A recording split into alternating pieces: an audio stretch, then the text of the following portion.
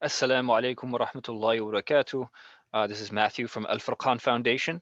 I'm trying to get my camera to work here, but I think I'll skip the camera and just go with the screen because this camera is not working. But anyhow, again, I'm Matthew AbdulHaqq Niemi, and I work for Al-Furqaan Foundation. And today we'll be doing a bit of tafsir, just discussing the Quran, looking at the juz that is typically assigned to this fourth night of Ramadan in this blessed month, alhamdulillah. And so we'll be looking at, I'll be starting with a bit of the clear Quran translation, and I'll reference the Arabic a little bit, but I mostly want to just look at the meanings as we see in the clear Quran, and discuss some of the amazing things that we find from that. First, if you want to follow along, I will have the text on my screen shortly, but if you would like a hard copy for yourself, which I highly recommend, especially since it has subject headings when you have the hard copy, I would highly recommend going to theclearquran.org, where you can order yourself a copy. You can also sponsor the distribution of the Quran. This is a really great copy, a really great version of the translation in English that's for dawah. It's very easy to read. If people are familiar with reading the Bible, it'll be a lot easier for them to read this. And subhanAllah, there's millions of people out there that are like I was,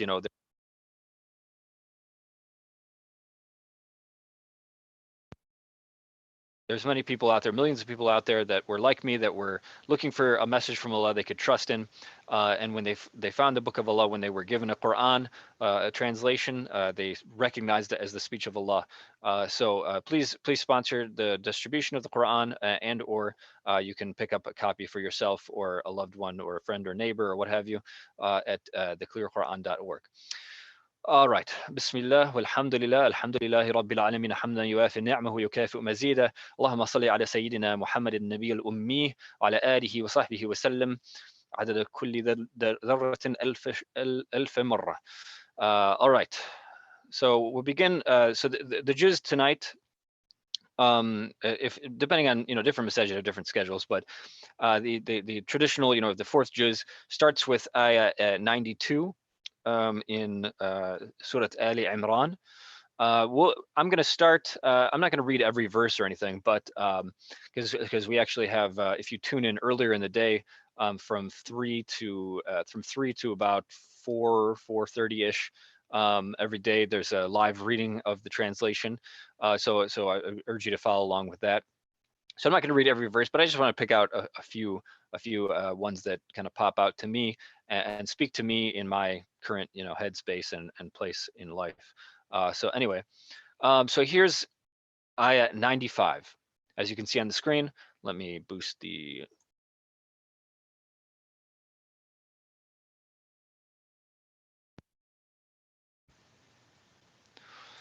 All right. All right, so ayah 95, and this is the way it's translated in the clear Quran. It says, "Say, O Prophet," and with those little markings there just mean that that's kind of understood from the Arabic. It's not literally there in the Arabic, but it's put in there for clarity. So say, O Prophet, Allah has declared the truth. So follow the way of Abraham, the upright, who was not a polytheist. Now the Arabic here is "Qul sadaqallahu sadaqallah." Allah has spoken the truth, as we and we implement this ayah. When we finish reading the Quran, say Sadaqallahu al-Azim. And then it says, فَاتَّبِعُوا مِلَّةَ إِبْرَاهِيمَ حَنِيفًا وَمَا كَانَ مِنَ الْمُشْرِكِينَ. So now this is this phrasing, this comes up many times.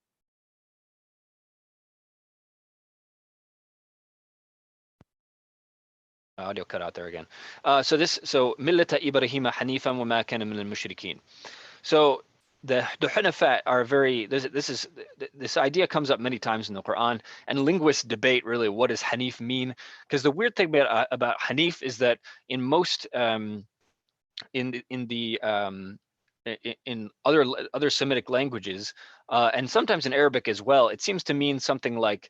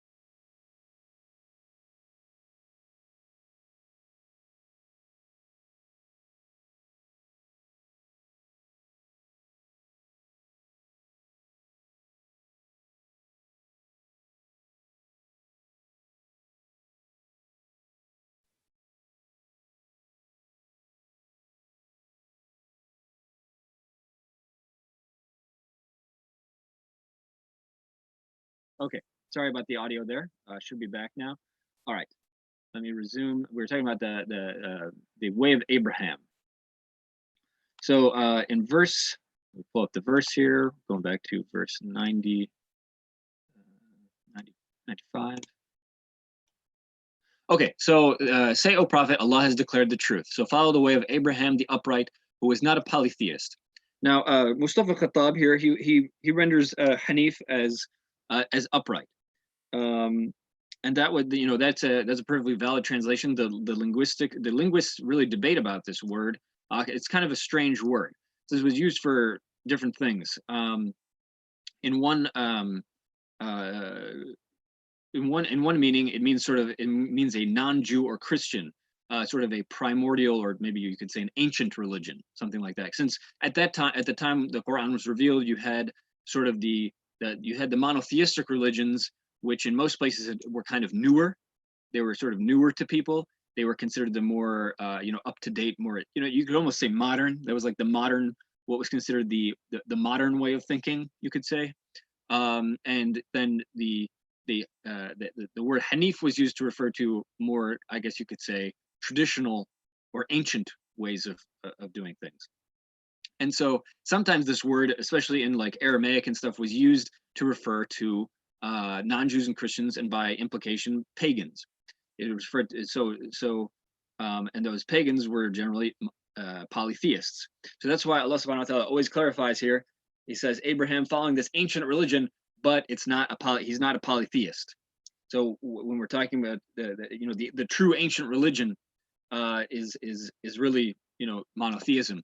A lot of times scholars of religion tend to focus on how monotheism, they tend to assume that monotheism evolves from polytheism, and we do see this in some points in history, but it's also, what they tend to neglect is that it's very very possible, and it happens all the time, for monotheism to devolve into polytheism as well. If you check out my tafsir podcast, the Book of Treasures, that you'll also see on our YouTube channel coming up soon, inshallah.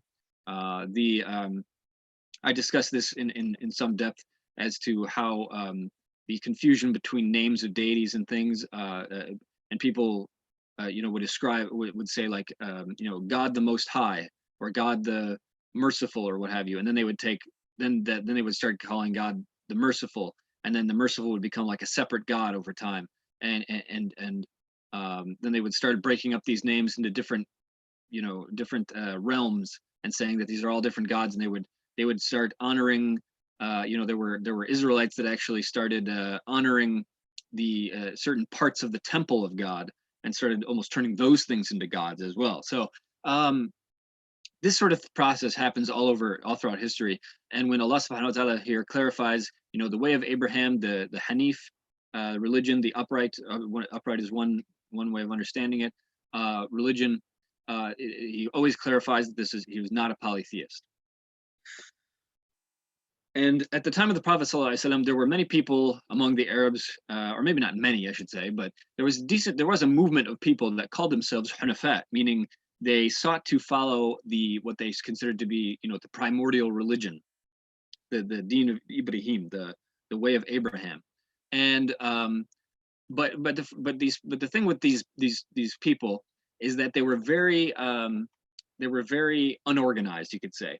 They sort of had these general principles, which oftentimes the general principles they had, that like they worship none but Allah. They had that you should not kill children, not bury female infants. Sort of these very basic things were not incorrect, but it was sort of that when you have very general principles, but not a sort of not an organized way of implementing them, then they become almost meaningless. So one of the struggles that the Prophet ﷺ had with the Hunafat at his time was that the Hunafat, many of the Hunafat agreed with his preaching, and they would say, like, they would generally be friendly to him, and they to some extent believed in what was revealed to him, but they many of them were munafiqeen, were called munafiqeen, not because they necessarily said they believed different things. Of course, we know that the classic definition of the hypocrite is that they say one thing and believe another, right? But I think we tend to turn this into sort of a cartoonish exaggeration of what it really is in our minds, because we all suffer from different degrees of nifaq, and Allah save us from that, make us of the true believers, ameen, ameen, ameen.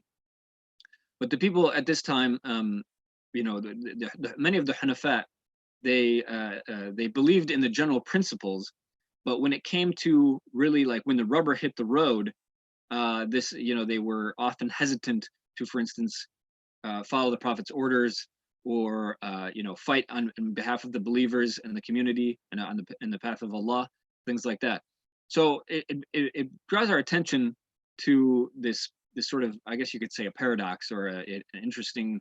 It's a valuable lesson to learn, that not only if you want your principles to be enacted effectively, not only do you need to be dedicated to actually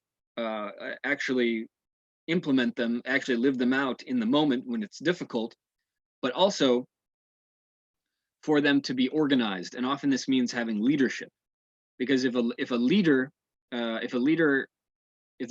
that makes the whole group function as one, and thus is far more effective.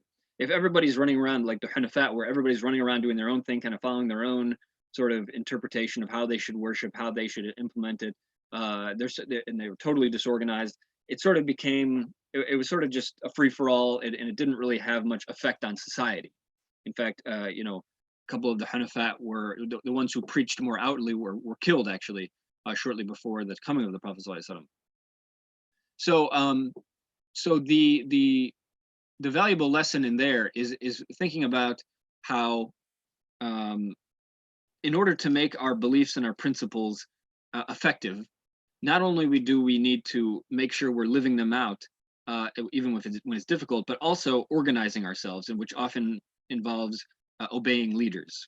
Because if a leader, sure, of course, there are a million different interpretations that someone could have of something, but if we don't dedicate ourselves to having a system where we decide as believers to do something collectively, whatever that system might be, then again, we're just going to be scattered to the wind, ineffective. And when a leader makes a decision, of course, that's maybe not, of course, it's theoretically not the only valid decision. Sure, you could make other decisions, but the whole point of having the leader, again, is not, the point of the leader is not that the leader is always giving the only one single answer. It's not that a leader is always giving the only exclusive answer that's possible, and that if anybody disagrees, they are definitely wrong, or a kafir, or whatever, whatever you want to apply this kind of paradigm to. But the point is that when a leader makes a decision, the group has decided, has sworn their loyalty, or what have you, to obey that leader, or obey that system, whatever they have done, or whatever they have set up, so that the group can act effectively. So it's not that so whatever decision comes out, it's not saying that that's the only possible decision, or the only possible good decision. But if we don't all decide to follow it, then nothing's going to happen. Everyone's going to go their own way.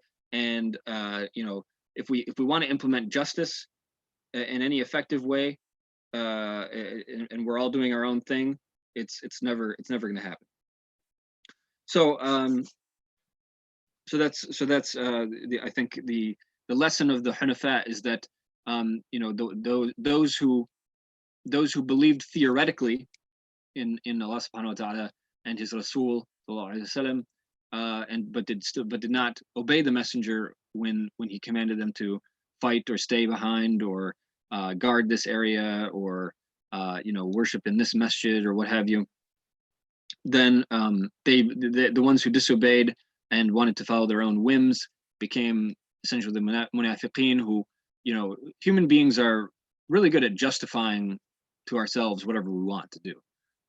Again, that's the other problem with principles. the other problem with principles in general is that it's very easy for a person to, you know, an isolated person to justify whatever they want, whatever they want. You can come up with reasons. I could do anything I want, and I'm sure I could pull some reasons out of my ear that would sort of sound like I was justifying it. But as soon as I have to like tell that to other people, and you know, those people can hold me accountable to a certain extent, then that becomes a different ballgame. And so that's the importance of people organizing and having leaders. And again, I'm not saying, you know, necessarily like it doesn't have to be like a king or like authoritarian situation. That's not what I'm saying at all. But you have to have some sort of system for making a decision and then going with it, and everyone going with it. So moving, so I think that I've probably, oh, one more thing on that is that, so while I've been talking about it in sort of a social sense of that, you know, to be true believers is not just to theoretically believe in some principles, but also to act on them and to to organize to implement them. In the time of the Prophet, that meant following the orders of the Prophet sallallahu alaihi wasallam. In our time, it's you know, we don't have the Prophet sallallahu alaihi wasallam is not with us in a physical sense that he can, you know, we can obey his orders directly. So we cannot follow that system exactly, but we do have to have you know, some sort of system. And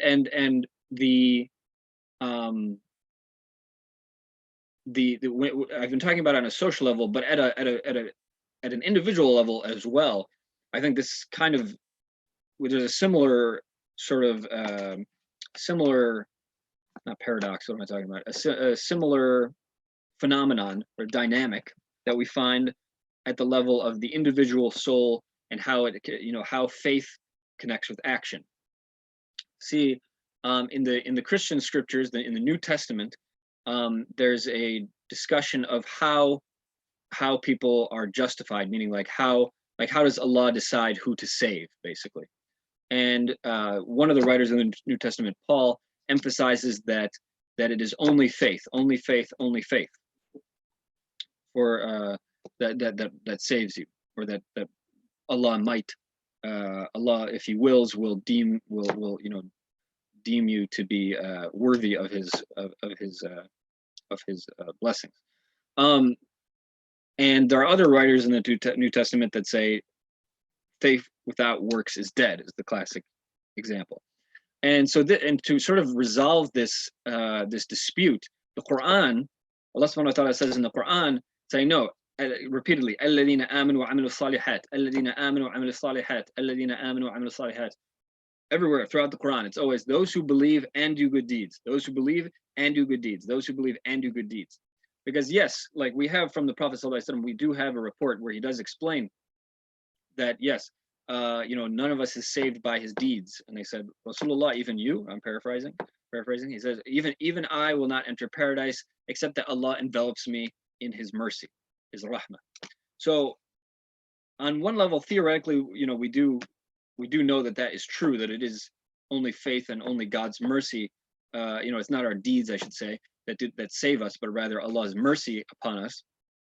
But at the same time, how on earth would a person know if they are even like anywhere near God's mercy, unless they're doing what they can? You know, that is the manifestation of God's mercy. You know,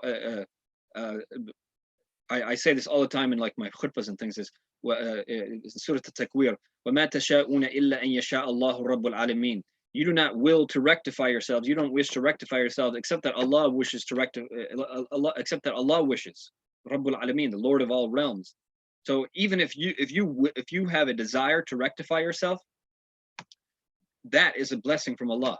That is that Allah wished that for you. That's a sign of His mercy. So I mean, how else would we know? I mean, otherwise I could just sit here and say, yeah, I believe in the Messenger, I believe in Allah, alhamdulillah, whatever. You know, I could say all I want, but if I'm not doing anything, seeking to implement it at all, if I'm, you know, if I'm not praying, if I'm not fasting, if I'm not trying to treat people around me well, etc., then and I said, oh, there's Iman in my heart. Like, what evidence do I have for that Iman? I mean, how do I know? I mean, it seems like a real crapshoot to me. Maybe it's there, but if there's opportunities for you to act out your Iman and it's not coming, then that's evidence in the contrary, I would say. But Allahu Alam, obviously Allah is the only one who knows that, obviously, so we do not obviously say that people who do not, as long as people do not speak against the Quran or say, like, of course, people are not called outside of the religion. They're not said to be non-Muslims due to their deeds, because again, it is about, at the end of the day, yes, it is faith, but we need to ask ourselves on a practical level, how do we know we have faith? How do we know we have faith except through deeds that we make effort to do? And if you have the effort to do a good deeds, don't think you're better than somebody else or what have you, because again, that's from Allah. If you have any intention at all to do anything good in this world, in this life, then say Alhamdulillah. So yeah. Anyhow.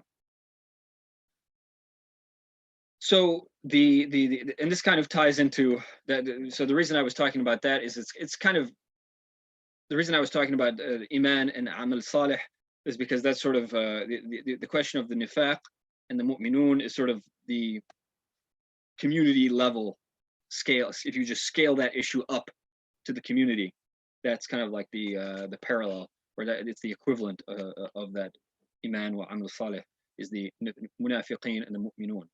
Munafiqun and mu'minun. Those who theoretically believe, but don't. Or even if they sincerely believe something, I mean, this thing is hard to say what sincerity means, really. If we really go down a rabbit hole, it's hard to know what sincerity means. It's a little bit of a slippery concept. But if someone wants their iman, if someone wants their faith to be effective, it cannot be. First of all, it has to be manifested as deeds and efforts, etc., and it also cannot just be following your whims. You have to join the community and work with the community. And so the munafiqun again would theoretically believe and sometimes like pray with the Muslims and stuff like that. And they said they believe stuff, but they would often decide not to side with them in a battle. They would not support the public good, if they were trying to like build buildings or infrastructure or protect the community or what have you. These are the people that would be like, oh, why should I? I don't believe that part. That God never told me. It doesn't say in the Quran that I have to, pay taxes for the roads or whatever. I'm just thinking of random things. Anyway. All right. So let's move on to the next section here, or the next verse that I had picked out was. Oh, did I not write a number here?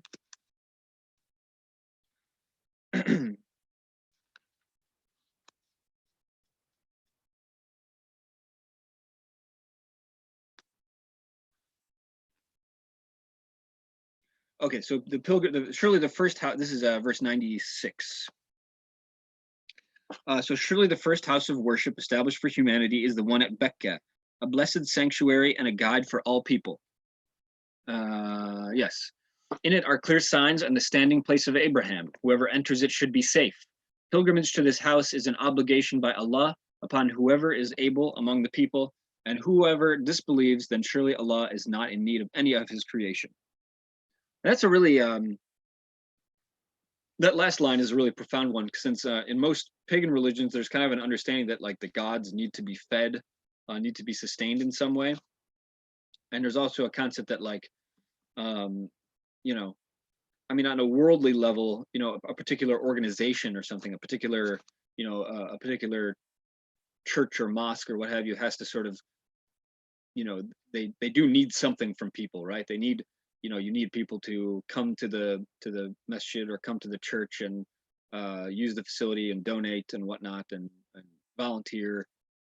So they do need, they like the organizations, the institutions of religion need people. And this is sort of a reminding that, you know, or like the even, you know, the Kaaba, it needs people. If the Kaaba is going to continue to exist, it needs people to take care of it, right? But but here it's kind of reminding you that, well, but Allah doesn't need you. You know, if you don't obey Him, that's no skin off His shoulder or what have you. That's no problem for Him. You're not going to, you don't have leverage on Allah subhanahu wa ta'ala for anything. Whereas, you know, on your local mosque or church or whatever, you might, you know, you do have leverage to some extent to give feedback or like, you know, theoretically, if the congregation, you know, well, if it's an elected board situation, that's it's a whole different situation. But I don't know. Say if it's not a board, if it's not an elected board situation, it's just like, you know, the mosque is owned by somebody. You know, you and the other congregants could get together and be like, well, we're not going to come pray and donate at your masjid unless you do such and such and such. So, so as far as worldly institutions of religion, they do need people, and we should support them. We should support them because, you know, they bring a lot of benefit to people, and again, they, you know, they're for the good of the community, and to not support them and to not attend them and not participate in them and not, you know, seek to establish institutions through which we can manage the community is not, you know, that to not do that is not, or I shouldn't speak in the negative. I should say we should do that. It is a, you know, it's a great way. It's how we manifest our Iman beyond just the individual and as a community, and if we want to be effective in implementing our values in this life. So so Allah subhanahu wa ta'ala reminds you here that you know, if you don't follow His religion, then, you know, He'll find somebody else. You know, so if we don't do dawah, for instance, in this country, who knows? Allahu alam, maybe Islam will die out in America in a few generations. Allahu alam. I mean, the other religions around us are really tanking as far as numbers go. The you know, the religions have, again, because they've all become very theoretical, very you know, they have these principles, but they never, but religion has, in the modern world, has become largely something that is theoretical and never addresses the sort of actual difficult, important issues that people are actually facing. I mean, sometimes, you know, obviously there are certain issues of the soul and what have you that can be that religion addresses, but for a large part of society, you know, we're wrapped up in certain worldly affairs that, and I don't say that in a bad way. I mean, we're trapped in certain worldly affairs to a certain extent, and when religion or religious institutions, I should say, don't address those things, then people are kind of like, well, why should I care about this church or this mosque if it's not addressing, you know, the fact that we don't have healthcare or something like that, you know? So the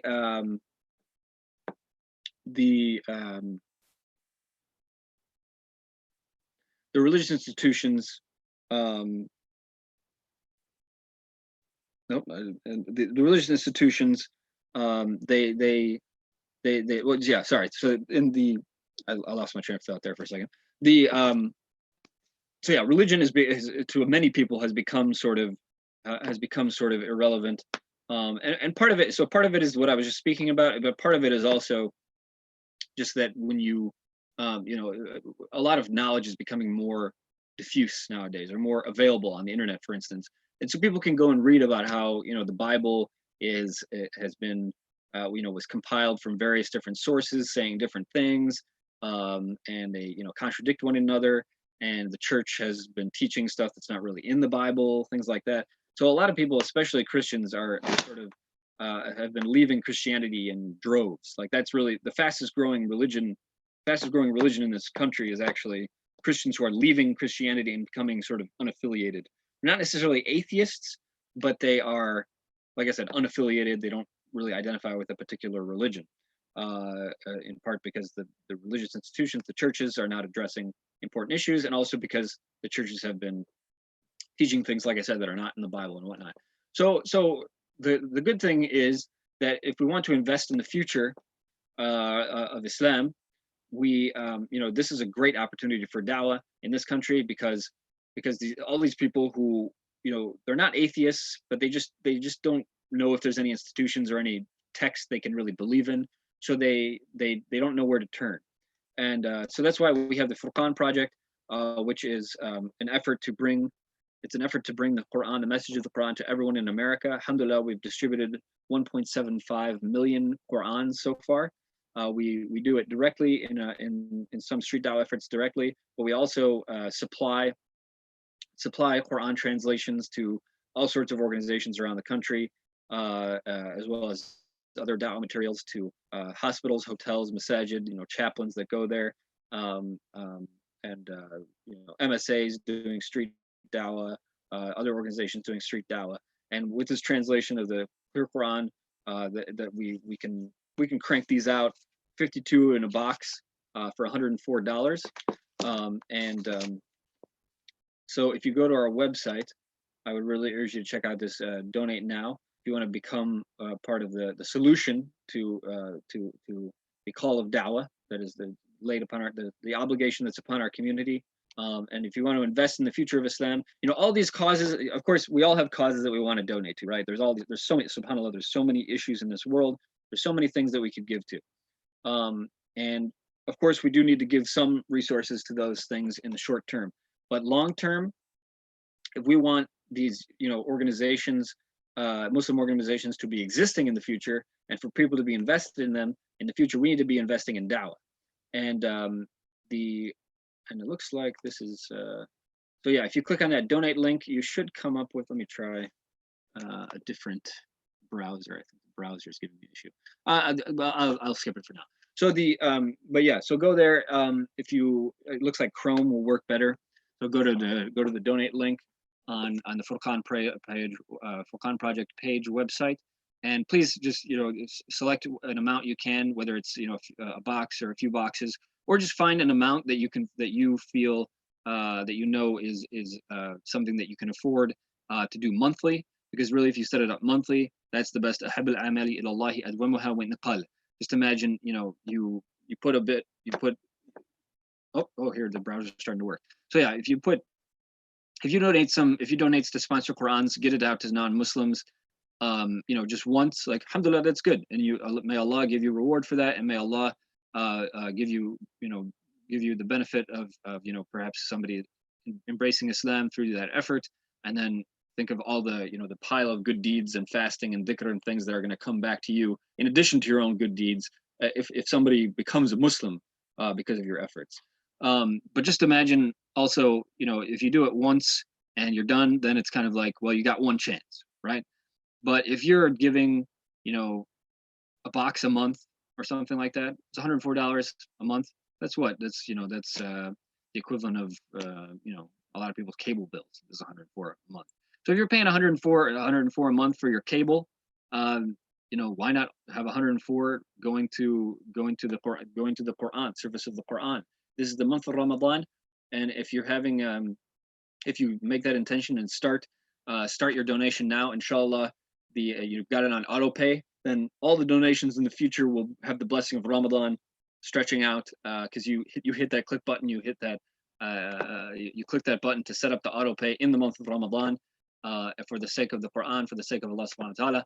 That reward will keep stretching out for years to come, and not only just through the bare fact that you're supporting, but also just it'll expand our ability to do things as well, which will then expand your reward, inshallah. So it's sort of a virtuous cycle that we're trying to set up here. So please see what you can do there. JazakAllahu-Khairan, and I will return to the Quran, inshallah. All right. So so where do we leave off? Oh, okay. So we just talked about how the religious institutions, how Allah doesn't need you. Allah, if this, as I was kind of talking about before, if we allow Islam to die out in this country, then Allah will implement it somewhere else.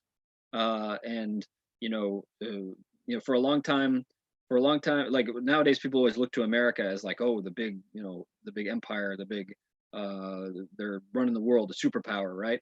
But I mean, back in the 900s and whatnot, the Muslim world was the superpower. Everybody looked to them to get the technology, to get the science, to get the spiritual insights, to get education, technology, quality materials, quality whatever. And I have a feeling that if we don't do dawah and get America get really pick up the dawah and pick up the Islam here, like it's going to pick up somewhere, and give it 50, 100 years, America is going to be a third world country, and somebody else is going to be the shadow of Allah on earth. Somebody's going to be ruling and implementing the law of Allah and really bringing benefit to the world, inshallah, through Islam. But so inshallah, let's make it here, inshallah, but we don't know. So now let's see.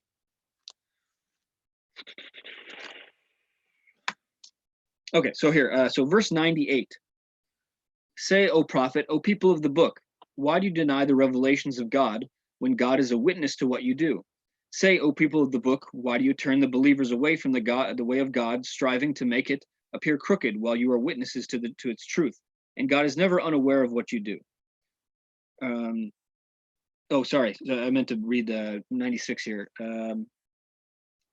Surely the first house of we read that. In it are clear signs from the standing place of Abraham. Whoever enters it should be safe. Okay, this is what I meant to talk about. So I wonder if people know what this is talking about.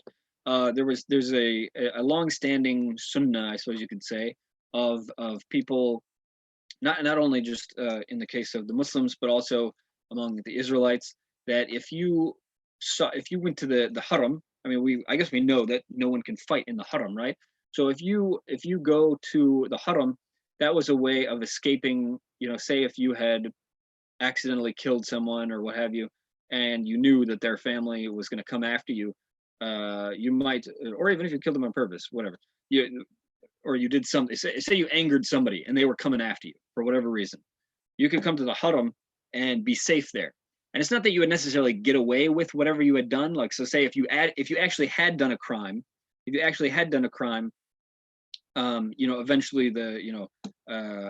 you would be taken, you would have a trial, et cetera, and you could be taken out and punished or executed or what have you if you had actually done a crime that deserved that. But so it wasn't about necessarily getting away with anything. But if you go to the haram, that was sort of a way of guaranteeing a trial, guaranteeing a due process for yourself.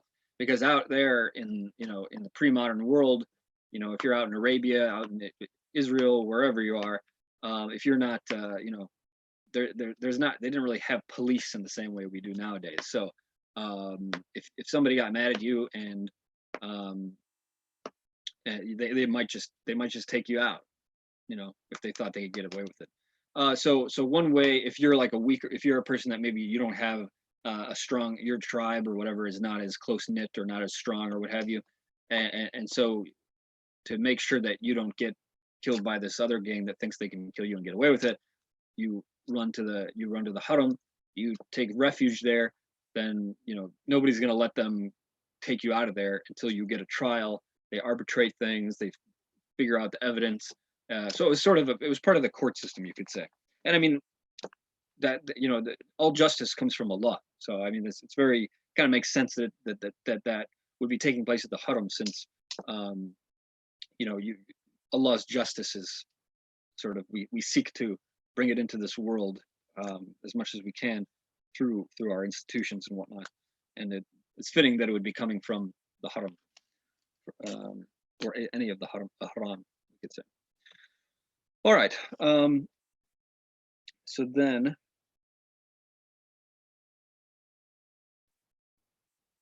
All right. So then I'm gonna move to verse 102, and let me just move this here. 102. O believers, be mindful of Allah in the way that He deserves. Okay, so this is the verse that we all hear at the beginning of every khutbah, pretty much, and this is the English translation. So if you don't know, this is the one you hear at the beginning where they say, "Ya ayyuhalladhina amanu taqullaha haqqa tuqatihi wa la tamutunna illa wa antum muslimun." So yeah, so if you've heard that a million times and you kind of like recognize what I'm saying, but you don't know what it means, here's your chance. So, O believers, be mindful of Allah in the way that He deserves, and do not die except in a state of submission to Him. And hold firmly to the rope of Allah, and do not be divided. Again, this kind of goes back to what I was speaking about, how the believers should be united. If they want their Iman to be manifest in the world, not only as individuals, but as a power in the world, we can't be divided. Remember Allah's favor upon you when you were enemies, then He united your hearts, so you, by His grace, became brothers.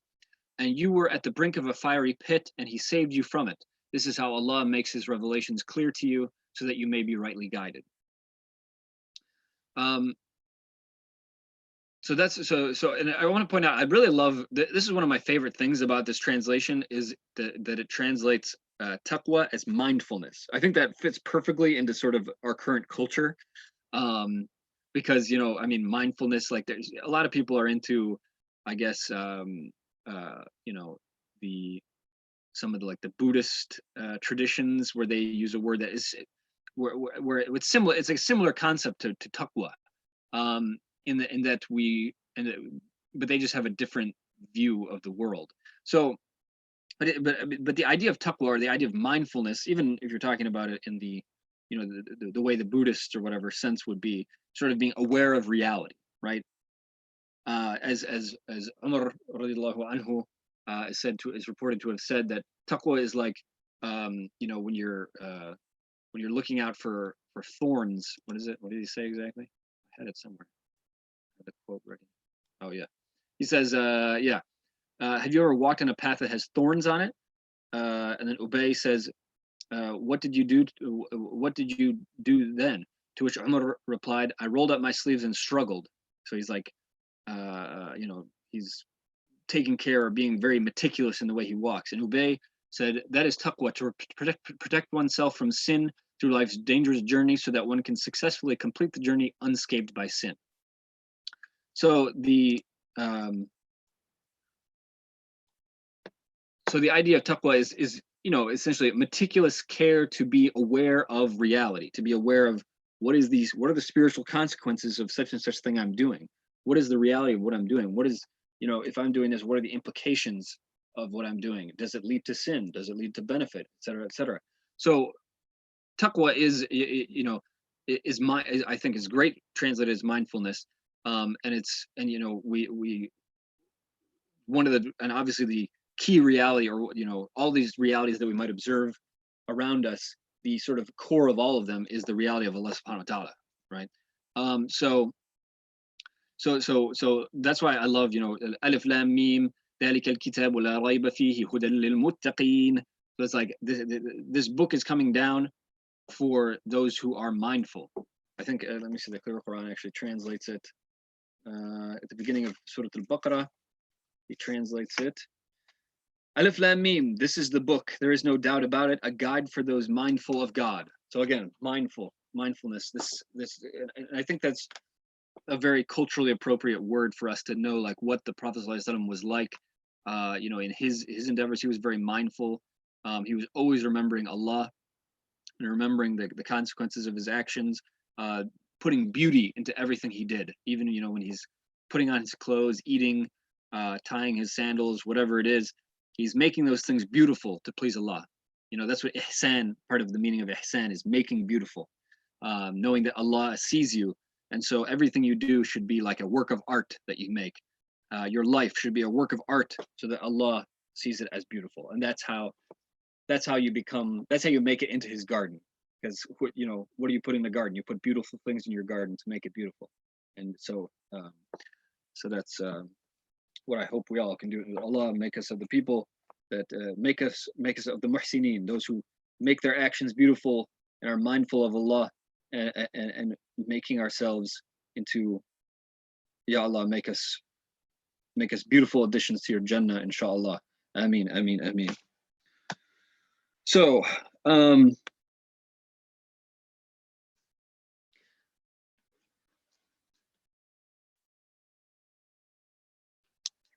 so now, and again, so here, so this is, so I'm going to look at 3:110.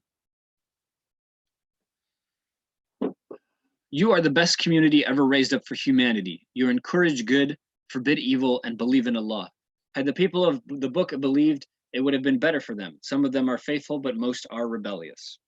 So this again, when I was reading this, whenever I see these verses or this wording, I mean, this phrase comes up a lot, you know, al-amru bil ma'ruf wa nahy anil munkar, the commanding of good, or the, as it's translated here, the encouraging good and the forbidding evil. It's such a, you know, again, we tend to think of these ideas of good and evil as being so, like, oh, everyone knows good and evil, or everyone, like, or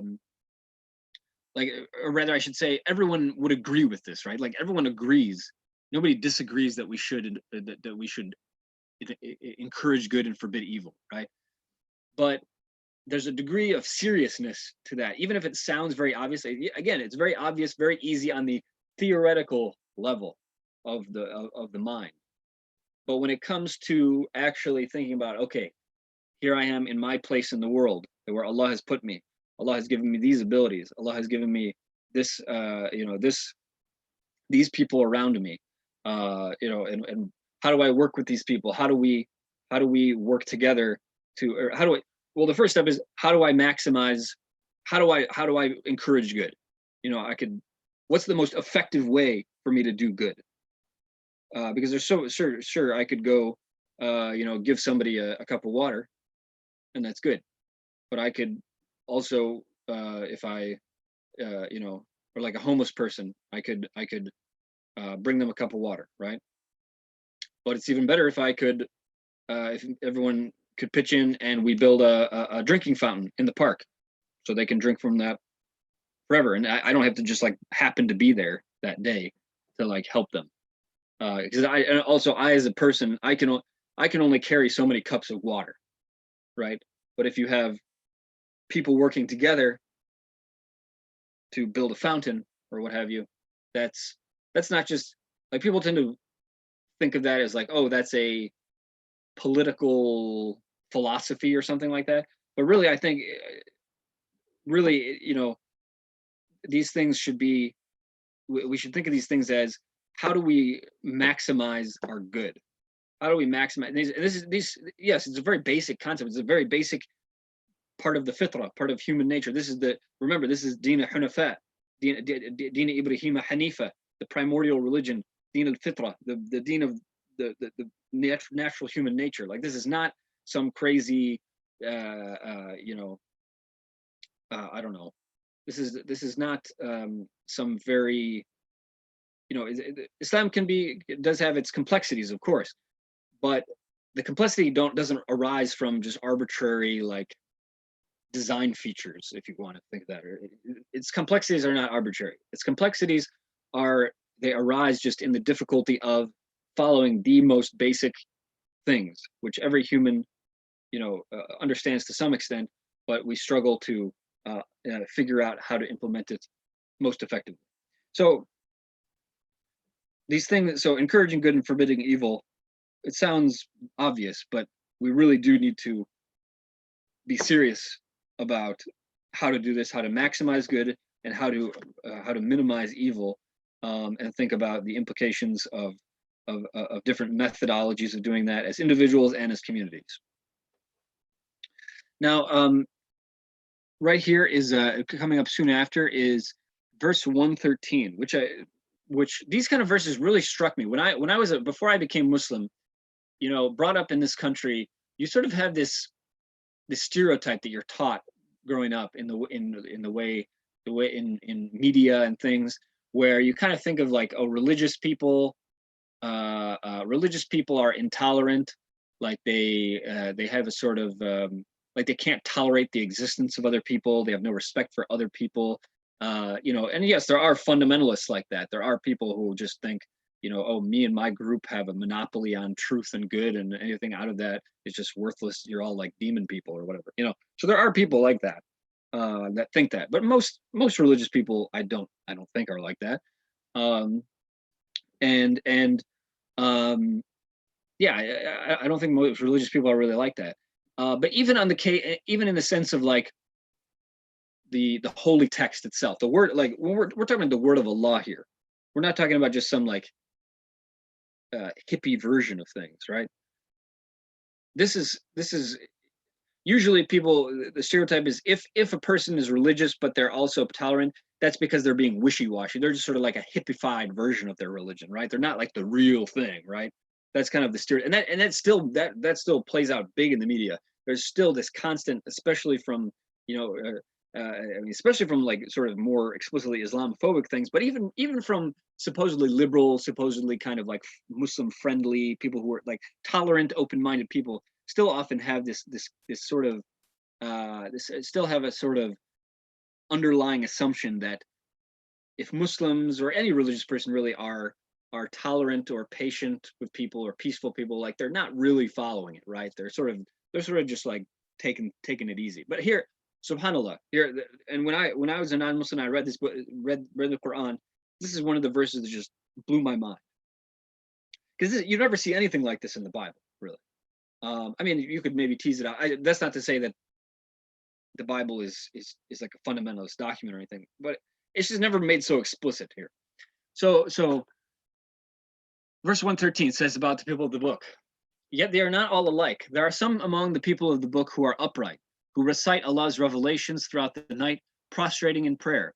They believe in Allah and in the last day, encourage good and forbid evil, and race with one another in doing good. They are truly among the righteous. They will never be denied the reward for any good they have done, and Allah has perfect knowledge of those mindful of Him.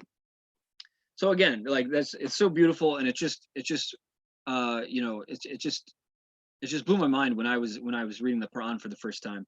And you know, of course we you know, and I talked about this also on my Tafsir podcast, is, you know, the way, because we have La ilaha illallah and we also have that Allah is Ar-Rahman Ar-Rahim, it puts us in a place where we have to balance. On the one hand, we're not a fundamentalist. We shouldn't be fundamentalists. We don't think that like you know, we don't think that you know, me and my group, we have a monopoly on truth, and everyone outside of that is just garbage. We don't that's not a healthy outlook. On the other hand, we're not like, oh, it's whatever, you know, there is no truth. There's some, you know, the wishy-washiness that you see in certain types of, you know, certain, you know, you could say, I don't know. It's a prevalent mindset, maybe among, I don't want to label a group of people, but anyway, the wishy-washy mindset, mindset that oh, you know, whatever you think, do whatever, and you know, whatever I think, don't bother me. That's where it really comes into play. Is, you know, I'm going to do what I want, and you don't tell me because anything that I'm doing is wrong. If you think I'm doing wrong, I don't care. I don't want to hear about it, etc., etc. So, but the fact that we have La ilaha illallah means to us that there is only one reality. While we might struggle or we might have difficulties in fully knowing that reality or fully implementing that reality, that still doesn't take away from the fact that there is only one reality. Just because we can't know or do something perfectly doesn't mean we abandon it completely.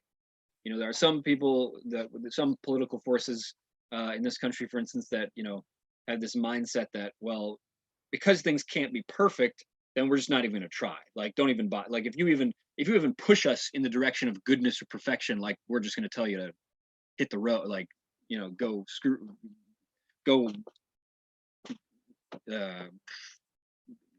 take a trip, whatever, get out of town. They're going to tell you they're going to be like, they're just going to get angry from the fact that you're even like trying to do any amr bil ma'ruf, any commanding, any encouraging of good whatsoever, because they're just so so absorbed in their selves, I guess. I don't know. I don't want to do a analysis right now, but anyway, so la ilaha illallah, there is only one reality. even if it's difficult to know or implement that reality, that doesn't mean we give up. That doesn't mean we become wishy-washy. There is only one reality. Some people are right, some people are wrong. Some things are right, some things are wrong. On the other hand, that reality itself, Allah subhanahu wa ta'ala, is Ar-Rahman Ar-Rahim. So that means even more, even just beyond us being patient with people, or being imperfect human beings, we're imperfect as well. But also, even if, even the Prophet ﷺ, who was getting revelation straight from Allah subhanahu wa ta'ala, he's merciful as well, because he's living out Allah's taking on qualities that may bring us close to Allah, are things like being merciful, because Allah himself is merciful. And so even if you are, no matter how close to the haqq you think you are, no matter how in touch with truth you think you are, even then you must be merciful with people. We must be merciful with people, even if they're wrong. We don't give up and say, oh, there is no truth, or it doesn't matter if you're wrong, but we have to also, have people's best interests at heart. Like when if somebody is the enemy of Islam, for instance, we of course don't want them to succeed in attacking Islam, etc., etc. But really, the best thing for them, if we pray for their good, their best good that we've prayed for, would be for them to accept Islam or something like that, right? If they're currently attacking us or whatever, if there's currently a threat to people, then of course we can pray for them to fail, or for Allah to strike them down or what have you. But really, the best thing to pray for and to be concerned with is the well-being of all people, right? That doesn't mean we don't point out when people are wrong. That doesn't mean we don't stop people when we have to. But it also means that we should be people, at the end of the day, people of rahmah, who patiently know that Allah subhanahu wa ta'ala will bring down his justice, will bring down his mercy, will bring down his power in any way he wishes. And we are, while we will do our best, but at the end we must entrust in him. Tawakkal ala Allah. So with that, I think I'll close for today. JazakAllahu-Khairan. Again, this book, subhanAllah, the Quran is such a book of treasures, and I'll have a podcast coming out shortly that will go into more depths of things, and try to really bring out as many pearls as I can in a little bit more organized fashion. But subhanakallahumma bihamdik, nashhadu an la ilaha illa ant, nastaghfiruka wa natubu ilayk. O Allah, we testify that there is no God but you, and we turn to you in repentance. O Allah, purify our intentions. O Allah, take out of our hearts any drop of nifaq, and fill our hearts with Iman, and make us of those who are mindful of you, how you deserve to be mindful, deserve to be minded. Make us ever mindful of you, O Allah. Fill our tongues and our hearts with your dhikr, and make us walking, just make us beautiful additions to your garden after the day of judgment, inshallah, and let our beauty shine to others as well, and in this life, so that they may be called to your path. O Allah, make us those who call to your path, call to your Jannah, call to your Rasul, call to your Quran, in any way we can. Allahumma salli ala Sayyidina Muhammad wa ala alihi wa sahbihi wa sallam. اللهم صل على سيدنا محمد وآله وصحبه وسلم. اللهم صل على سيدنا محمد وعلى آله وصحبه وسلم. الحمد لله والصلاة والسلام على سيد الأنبياء والمرسلين والسلام على المرسلين. سبحان ربك رب العزة عما يصفون والسلام على المرسلين والحمد لله رب العالمين. جزاكم الله خيرا. السلام عليكم.